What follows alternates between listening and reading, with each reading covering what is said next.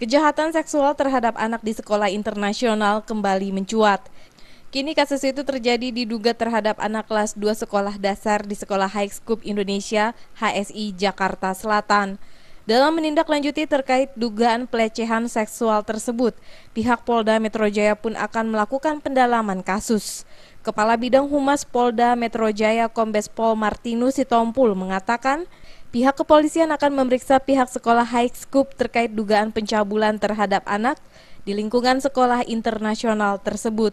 Hingga saat ini penyidik Renakta Ditreskrimum Polda Metro Jaya juga telah memeriksa 3 orang saksi dan menyita rekaman kamera pengintai CCTV yang ada di sekolah internasional tersebut untuk dilakukan analisa.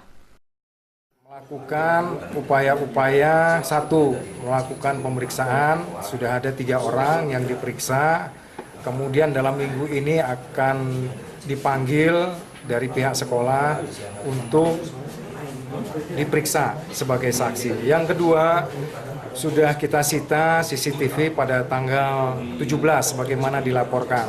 Tetapi kita juga ingin meminta rekaman CCTV pada hari sebelum dan hari sesudahnya. Yang ketiga, kita sudah mengirim visum et repertum, tetapi hasilnya memang belum kami terima dari Rumah Sakit Kramat Jati Polri.